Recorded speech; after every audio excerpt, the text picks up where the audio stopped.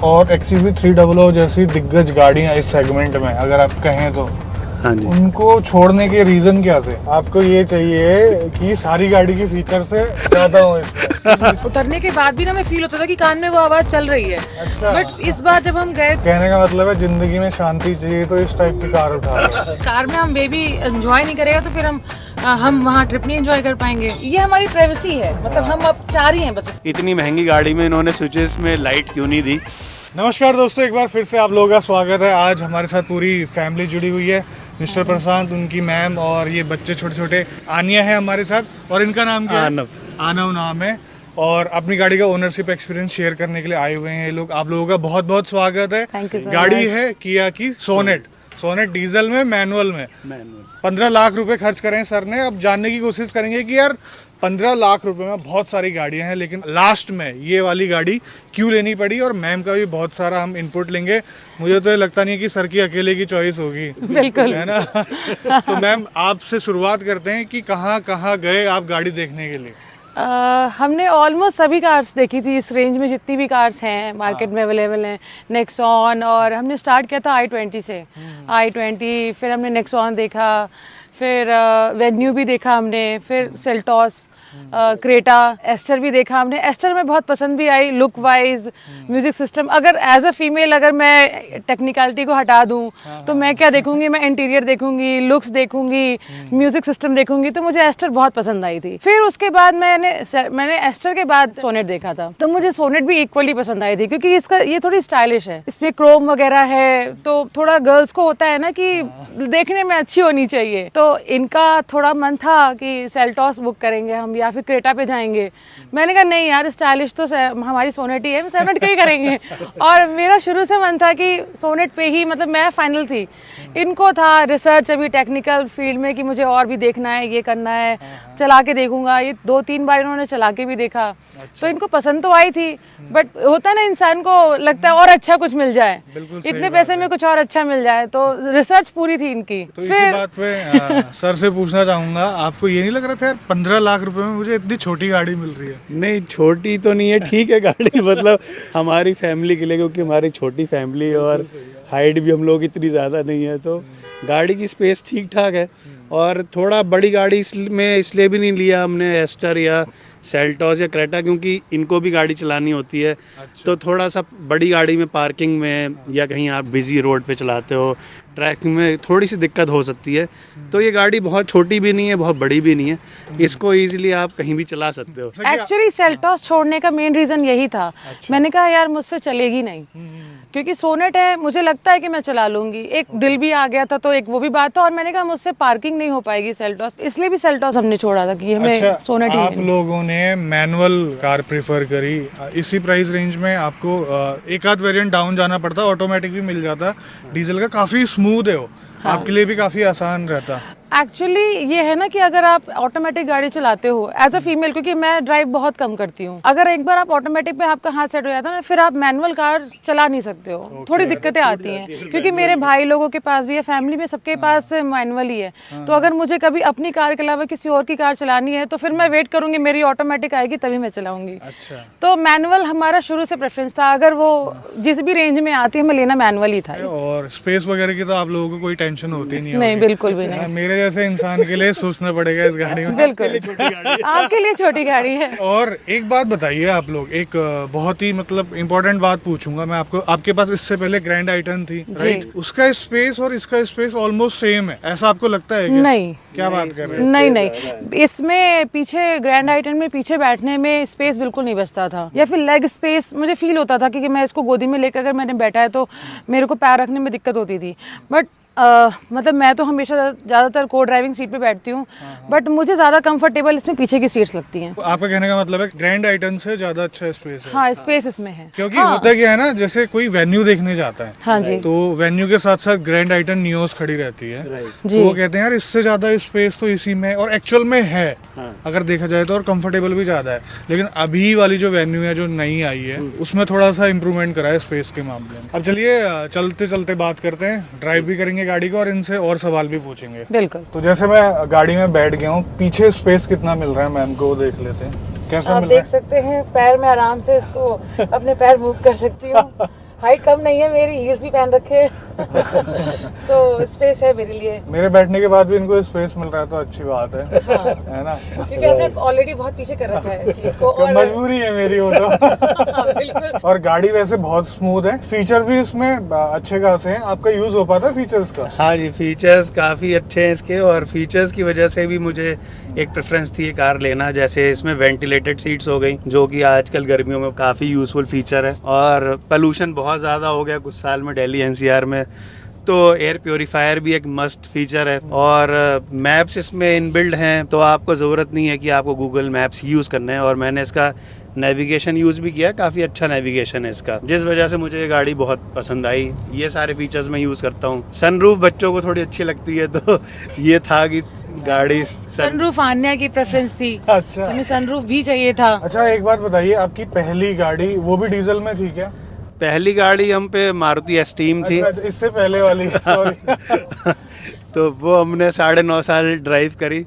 उसके बाद हमने Hyundai ग्रैंड i10 डीजल ली, वो हमने लगभग 5 साल चलाई है। और ये थर्ड कार है हमारी। आपकी महीने की रनिंग लगभग कितनी हो जाती है?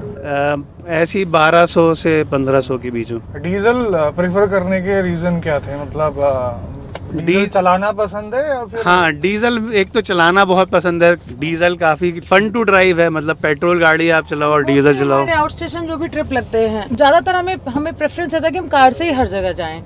अगर हम गोवा भी जाएंगे तो हम हॉल्ट ले लेंगे बीच में और कार से ही जाएंगे, तो कार थोड़ी कंफर्टेबल हो, at the same time mileage भी अच्छा दे, और फ्लाइट के टिकट के बराबर के खर्चे में पहुंच जाएं आप यहाँ से हैं। वो चीज ही है। नहीं, फ्लाइट का एक अलग होता है ना कि ये हमारी प्राइवेसी है, मतलब हम अब 4 ही हैं बस इसमें। बिल्कुल सही बात फ्लाइट है। में हम बहुत लोग के साथ शेयर कर रहे हैं, कार में किसी से शेयर नहीं कर रहे हैं, और जो है कार के अंदर ही है, तो रास्ते के मजे लेते हुए व्यू लुक सब मजा आ जाता है। हर स्टेट को घूमते हुए जाएंगे आप, हाँ। है ना? उस हिसाब से तो डीजल बिल्कुल सही है और आपका। मतलब प्रशांत को ड्राइविंग बहुत पसंद है, अच्छा, तो और कुछ चाहिए नहीं। अच्छा, एवरेज वगैरह क्या दे रही है आपको ये गाड़ी? एवरेज ये सिटी में 15 से 16 दे देती है। ओवरऑल 18-19 का एवरेज है इसका, सिटी प्लस हाईवे। और अगर मैं हाईवे की बात करूं तो ये 23 से 24 का एवरेज दे देती है हाईवे पे, अगर आप 100 के अंदर चला रहे हो तो। ऑब्वियसली अगर आप 120, 130 या 140 चलाओगे तो एवरेज गिर जाएगा, पर मैं 100 से ऊपर नहीं चलाता हूँ, प्रेफर अच्छी करता आदत है। हाँ। और एक और चीज पूछना चाहूंगा मैं, नेक्सॉन और XUV 300 जैसी दिग्गज गाड़ियां इस सेगमेंट में अगर आप कहें तो,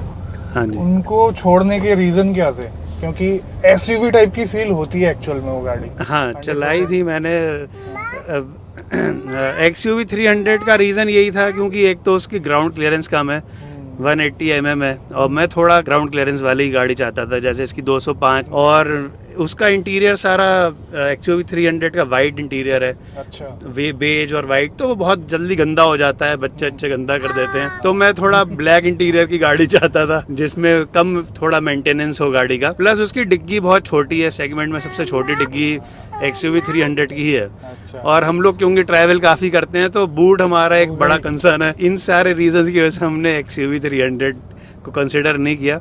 देखो, बूट वाली दिक्कत तो जेन्युइन है। अभी इन्होंने गोवा भी जाना है गाड़ी लेके, तो उतना सामान नहीं आ पाएगा। बिल्कुल। अब इसकी 392 लीटर्स की बूट है, तो सेगमेंट की सबसे बड़ी बूट है इस गाड़ी की। एक महीने का सामान आ जाएगा आपका। एक महीने का ट्रिप तो नहीं होता है, बट लेकिन या क्योंकि छोटा बच्चा है हमारे पास, तो प्रैम भी चाहिए, बूस्टर चेयर भी चाहिए, ये भी चाहिए, वो भी चाहिए, तो सारा कुछ कार में मतलब कार के बूट में आ जाए। क्योंकि कार में हम बेबी एंजॉय नहीं करेगा तो फिर हम वहाँ ट्रिप नहीं एंजॉय कर पाएंगे। बिल्कुल सही तो बात हमारी है। कार में कुछ नहीं होता है सामान, सिर्फ इनका बेबी बैग के अलावा हम आराम से इसमें एडजस्ट हो जाते हैं, और बाकी सारा सामान बूट में आ जाता है। नेक्सॉन का क्या बताया था आपने? नेक्सॉन भी गाड़ी हमने देखी थी। एक तो नेक्सॉन का जो इंफोटेनमेंट सिस्टम है, उसका जो टच स्क्रीन है, मतलब डिस्प्ले बहुत छोटा है, और थोड़ा सा स्लो भी है उसका रिस्पॉन्स रेट। अगर आप कंपेयर करो वेन्यू या सोनेट से, इनका काफ़ी फास्ट है रिस्पॉन्स रेट उसका। म्यूज़िक सिस्टम उसका अच्छा है गाड़ी का, लेकिन गाड़ी में थोड़ी सी मुझे आवाज़ लगी, मतलब थोड़ा रिफाइनमेंट में कमी लगी मुझे नेक्सॉन में, जो कि अगर वेन्यू और अगर आप सोनेट चलाते हो तो काफ़ी रिफाइंड इंजन है इनके। इसका डीजल इंजन उसके पेट्रोल इंजन से कम आवाज। और इवन मतलब आप नेक्सॉन को चलाओ तो आपको अब बाहर की आवाज़ अंदर आएगी, शीशे बंद होने के बाद भी। ये गाड़ी काफ़ी क्वाइट है, इसमें आप जब शीशे बंद कर दोगे तो आपको बाहर की कोई आवाज़ नहीं आएगी गाड़ी में। तो नेक्सॉन इसलिए हमने फिर कंसिडर नहीं करी। ज़्यादा डिफरेंस तो हमें तब ये लगा था कि ताज एक्सप्रेस वे पे जब चलते हैं तो जो उनकी सीमेंटेड रोड है उसका शोर बहुत आता है कार के अंदर। अच्छा। जब भी आप, जैसे पहले हम ग्रैंड आइटन से भी जाते थे, एस्टीम से भी जा चुके हैं, तो बहुत ज़्यादा शोर कान में ना, उतरने के बाद भी ना, मैं फील होता था कि कान में वो आवाज़ चल रही है। अच्छा। बट इस बार जब हम गए तो हमें बिल्कुल फील नहीं हुआ। तो ये डिफरेंस तो बहुत बड़ा डिफरेंस लगा हमें कि यार ये तो अच्छा है। नहीं तो वो उतरने के बाद वाइब्रेशन रहते थे कान में कि एक्सप्रेस वे ही चल रहा है अभी तक। कहने का मतलब है जिंदगी में शांति चाहिए तो इस टाइप की कार उठा लो, है ना? हाँ। नहीं तो कान बजते रहेंगे ट्रिप के बाद। बिल्कुल बिल्कुल। बाकी गाड़ी अच्छी है, नेक्सॉन वैसे कार अच्छी अच्छी, है। नेक्सॉन हमें बहुत पसंद भी आई थी, कंफर्टेबल भी। मैं बोलूँगी शायद अगर मैं पीछे बैठी थी तो मुझे इक्विवेलेंट इतना ही कंफर्ट लगा था उसमें, या कह दो आप इससे ज़्यादा भी हो सकता है, लेकिन इतनी देर तक तो हम बैठे नहीं। लेकिन हाँ, बस वो शोर एक बहुत बड़ा मतलब फैक्टर था हमारे लिए। मेरे को ना ये क्या लग रहा है थोड़ा बहुत कि आपने ऑटोमेटिक ली होती तो आपको बहुत ज्यादा मजा होता। जैसे आप चलाते हैं ना, डीजल पसंद है आपको गाड़ी? हाँ। डीजल ऑटोमेटिक इसका सेगमेंट में सबसे स्मूथ ऑटोमेटिक है। अच्छा। प्लस उसकी पावर भी ज्यादा है, मतलब ये जो मैनुअल में है ना, इसको डिट्यून करा गया है। ओके। और ऑटोमेटिक के साथ वो पावर उतनी निकालता है जितना सेल्टोस में है डीजल इंजन में, जितना क्रेटा में है। ओके, तो आपको बिल्कुल मजा आ जाता। चलिए अगली गाड़ी ऑटोमेटिक लेंगे फिर। ना वो तो खैर आपकी मर्जी है, लेकिन मैं एक बात कह रहा हूँ कि एक अगर परफॉर्मेंस वाइज अगर देखा जाए और मतलब एक वैल्यू प्रॉपर मिलती। हाँ, असल में बस मैनुअल का लेने का रीजन यही है कि मेरी गाड़ी कहीं ज्यादा ट्रैफिक में नहीं चलती, तो आई थिंक ऑटोमेटिक उनके लिए ज्यादा अच्छा है जिनको थोड़ा ट्रैफिक में चलाना पड़ता है। 1 लाख रुपए भी बच जाते हैं। हाँ, 1 लाख रुपए भी बचते वो हैं। भी मैटर करता है। थोड़ा माइलेज भी ऑटोमेटिक का कम हो जाता है मैनुअल से, हल्का फुल्का। हल्का फुल्का। हाँ। और किया का एक्सपीरियंस कैसा रहा डीलरशिप का? और अभी एक आध सर्विस आपने करवा दी होगी वॉशिंग वाली, तो उसका हाँ। कैसा है एक्सपीरियंस? किया का डीलरशिप का एक्सपीरियंस शुरू से ही मेरा बहुत अच्छा रहा। आई वुड से hyundai से और टाटा सबसे एक बेटर एक्सपीरियंस लगा किया का। एक्सपीरियंस अच्छा है और ऊपर से सर्विस एक्सपीरियंस भी बहुत अच्छा है। जैसे अगर आप सर्विस पे गाड़ी दोगे तो आपको पूरा एक्सक्लेशन मैट्रिक्स वो एक साथ ही भेज देंगे। और सर्विस में भी क्या है कि किया वाले जो सर्विस सेंटर्स हैं वो आपको अपॉइंटमेंट पे ही सर्विस देते हैं, वॉक इन सर्विस का इन्होंने नहीं रखा है सिस्टम, तो जो कि बहुत अच्छा है क्योंकि अपॉइंटमेंट उतने ही देते हैं जितनी ये गाड़ी सर्विस कर पाए एक दिन में। तो आपको बहुत ज़्यादा भीड़ नहीं मिलेगी सर्विस सेंटर पे, और गाड़ी भी वो आराम से अपनी सर्विस करेंगे क्योंकि उनके ऊपर भी इतना प्रेशर नहीं है गाड़ियों का। फैमिली की प्रेफरेंस रहती है गाड़ी सेफ होनी चाहिए। इसकी सेफ्टी रेटिंग्स वगैरह अभी तक आई नहीं है इस पर्टिकुलर गाड़ी की। राइट। उसके बारे में क्या कहना चाहेंगे? मतलब ऐसी कुछ आपकी प्रेफरेंसेस नहीं थी क्या? सेफ्टी रेटिंग में खैर नेक्सॉन ही बेस्ट है, ये तो सभी को पता है। पर मैंने ये टॉप मॉडल लेने का रीज़न यही भी था क्योंकि ये 6 एयर बैग्स हैं, तो कहीं ना कहीं अगर स्टार रेटिंग अगर इसकी कम होगी, आई वुड से अगर आएगी तो शायद 3 आएगी, 3 से ज़्यादा तो नहीं आएगी इस गाड़ी की, क्योंकि क्रेटा सेल्टोस की भी इतनी ही है। और एसी बहुत बढ़िया काम कर रहा है, 22 डिग्री सेल्सियस में है अभी फिलहाल। मेरे हाथ पूरे ठंडे कर दिए हैं इसने। बहुत स्मूथ चल रही है गाड़ी, क्लच वगैरह स्टीयरिंग वगैरह काफी स्मूथ है। और ये गाड़ी को आप इतने अच्छे ड्राइविंग डायनेमिक्स वाली नहीं कह सकते, लेकिन हाँ कंफर्टेबल है चलाने में। Right. आपको परेशानी नहीं होगी। हाँ आप जी। ट्रैफिक में भी चलाते हैं, अगर मॉडरेट ट्रैफिक है तो कोई दिक्कत नहीं होने वाली। क्लच वगैरह बहुत लाइट है। डीजल इंजन भले ही इसका डिट्यून किया गया है, इसके वेट और साइज के हिसाब से अच्छी खासी पावर देता है आपको। इन गियर एक्सेलेरेशन भी अच्छा है। अभी पूरे लोड के साथ चल रही है गाड़ी। हम 4 लोग ऑलरेडी बैठे हुए हैं, 2 बच्चे भी हैं, उसके बावजूद भी अच्छा परफॉर्म कर रही है। बस मुझे थोड़ा एक ये लगा कि इसके अंदर चिल्ड ग्लोव बॉक्स नहीं दिया, जो थोड़ी एक कमी है, देना चाहिए था। ड्रिंक्स वगैरह रखनी थी क्या उसमें? नहीं, मतलब ठंडा पानी, आइसक्रीम रख सकते हैं, चॉकलेट रख सकते हैं, तो वो होना चाहिए था। और इसकी जो स्विचेस हैं उसमें लाइट्स नहीं है, जो डोर, ये जो हैंडल्स के स्विचेस हैं, ये हाँ, इधर भी नहीं है लाइट। यहाँ पे लाइट्स नहीं है, तो एक थोड़ा ड्रॉबैक है। इतनी महंगी गाड़ी में इन्होंने स्विचेस में लाइट क्यों नहीं दी? क्योंकि रात में जब आप स्विचेस पे हाथ रखते हो, कहीं ना कहीं आप आइडेंटिफाई नहीं कर पाते हो कौन से स्विच पे आपको हाथ रखना है, कौन सा वो स्विच है। वो एक थोड़ी सी इसमें कमी है। आपको ये चाहिए कि सारी गाड़ी की फीचर से ज्यादा हो इसमें। अब क्लाइमेट कंट्रोल भी चाहिए। हाँ, वो मैंने मिस कर दिया, बल्कि हाँ वो भी एक अच्छा फीचर है जो होना चाहिए था। और हीटेड ORVM भी होते तो और भी अच्छा होता।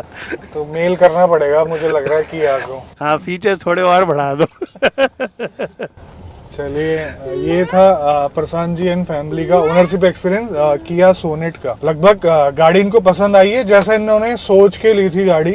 ये सारी रिक्वायरमेंट फुलफिल कर रही है और अच्छा एवरेज भी दे रही है, चल भी रही है अच्छी, और इनके हिसाब से प्रॉपर स्पेस भी है गाड़ी के अंदर और सेफ्टी फीचर इसमें ऑलरेडी मतलब सारे मिलते ही हैं। आज की वीडियो में बस इतना ही, मिलते हैं बहुत जल्द आपसे एक नई वीडियो में। तब तक के लिए बाय बाय, ख्याल रखिए अपना, भारत माता की जय, और थैंक यू वेरी मच आप दोनों का आने के लिए। Thank you. और बच्चों बाय बाय बाय।